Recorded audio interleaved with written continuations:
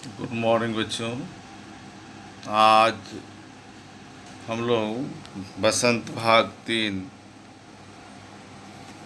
के अंतर्गत क्या निराश हुआ जाए पाठ का अध्ययन करेंगे, जिसको डॉक्टर हजारी प्रसाद द्विवेदी के द्वारा लिखित है।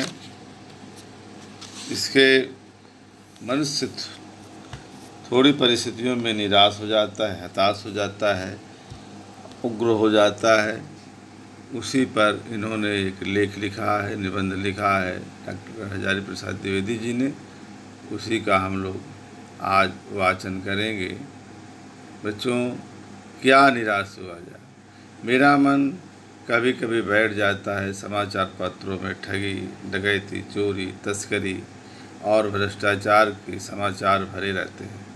आरोप प्रत्यारोप का कुछ ऐसा वातावरण बन गया है कि लगता है देश में कोई ईमानदार आदमी ही नहीं रह गया है। हर व्यक्ति संदेह की दृष्टि से देखा जा रहा है। जो जितने ही ऊंचे पद पर है, उनमें उतने ही अधिक दोष दिखाए जाते हैं। एक बहुत बड़े आदमी ने मुझसे एक बार कहा था कि इस समय सुखी वही है जो कुछ नहीं करता। जो कुछ भी करेगा उसमें लोग दोष खोजने लगेंगे। उसके सारे गुण गुण भुला दिए जाएंगे और दोषों को बढ़ा बढ़ा कर दिखाया जाने लगेगा। दोष किसमें नहीं होते हैं। यही कारण है कि हर आदमी दोषी अधिक दिख रहा है, गुणी कम या बिल्कुल ही नहीं। स्थिति अगर ऐसी है तो निश्चित ही चिंता का विषय है। क्या यही भारतवर्ष है जिसका सपना तिलक और गांधी ने देखा था? रविंद्रनाथ ठाकुर और मदन मोहन मालवीय का महान संस्कृति सभ्य भारतवर्ष किस अतीत के गड्ढर में डूब गया। आर्य और द्रविड़, हिंदू और मुसलमान, यूरोपीय और भारतीय आदर्शों का मिलन भूमि, मानव महासमुद्र, क्या सूख ही गया?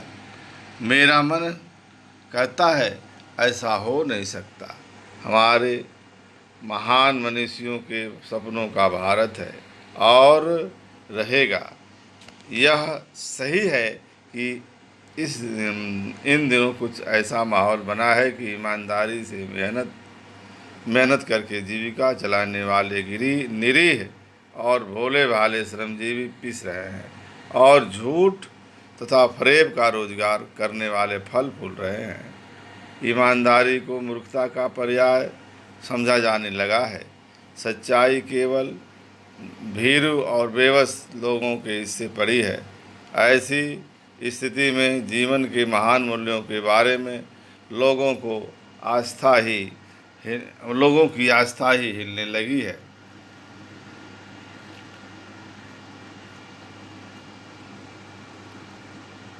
भारतवर्ष में कभी भी भौतिक मूल्यों के संग्रह को बहुत अधिक महत्व नहीं दिया है।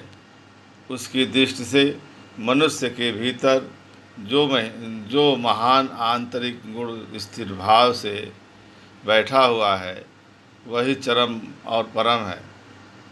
लोभ, मोह, काम, क्रोध आदि विचार मनुष्य में स्वाभाविक रूप से विद्यमान रहते हैं, पर उन्हें प्रधान शक्ति मान लेना और अपने मन तथा बुद्धि को उन्हीं के इशारे पर छोड़ देना बहुत बुरा आचरण है।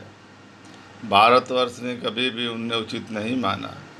उनने सदा संयम के बंधन से बांध कर रखने का प्रयत्न किया है, परंतु भूख की उपेक्षा नहीं की जा सकती। बीमार के लिए दवा की उपेक्षा नहीं की जा सकती। गुमराह को ठीक रास्ते पर ले जाने के उपायों की उपेक्षा नहीं की जा सकती।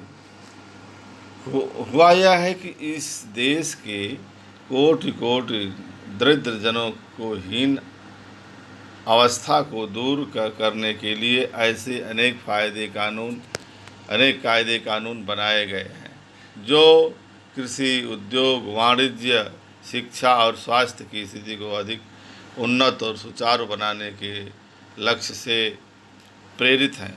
परंतु जिन लोगों को इन कार्यों में लगना है उनका मन अब समय पवित्र नहीं होता है। उनका मन सब समय पवित्र नहीं होता है। प्रायः वे ही लक्ष्य को भूल जाते हैं और अपनी ही सुख सुविधा की ओर ज़्यादा ध्यान देने लगते हैं। भारतवर्ष सदा कानून को धर्म के रूप में देखता आ रहा है। आज एकाएक कानून और धर्म में अंतर कर दिया गया है। धर्म को धोखा नहीं दिया जा सकता, कानून को दिया जा सकता है। यही कारण है कि जो लोग धर्मभीरू हैं वे कानून की त्रुटियों से लाभ उठाने में संकोच नहीं करते। इस बात के पर्याप्त प्रमाण खोजे जा सकते हैं कि समाज के ऊपरी वर्ग में चाहे जो भी होता रहा हो, भीतर भीतर भारतवर्ष अब भी यह अनुभव कर रहा है कि धर्म कानून से बड़ी चीज़ है। अब भी सेवा, ईमानदारी, सच्चाई और आध्यात्मिक के मूल्य बने हुए हैं। वे दब अवश्य गए हैं लेकिन नष्ट नहीं हुए। आज भी वह मनुष्य से प्रेम करता है, महिलाओं का सम्मान करता है, झूठ और चोरी को गलत समझता है, दूसरों को पीड़ा पहुंचाने को पाप समझता है। हर आदमी अपने व्यक्तिगत जीवन में इस बात का अनुभव करता है। समाचार पत्रों में भ्रष्टाचार के प्रति इतना आक्रोश है, वह यही साबित करता है कि हम ऐसी चीज़ों को गलत समझते हैं और समाज में उन तथ्यों की प्रतिष्ठा कम करना चाहते हैं जो गलत तरीके से धन या मान संग्रह करते हैं। दोषों का पर्दाफाश करना बुरी बात नहीं है। दोषों का पर्दाफाश करना बुरी बात नहीं है। बुराई यह मालूम होती है, किंतु किसी के आचरण के गलत पक्ष को उद्घाटित करके उसमें रस लिया जाता है और दोषोद्घाटन को एकमात्र कर्तव्य मान लिया जाता है। बुराई में रस लेना बुरी बात है।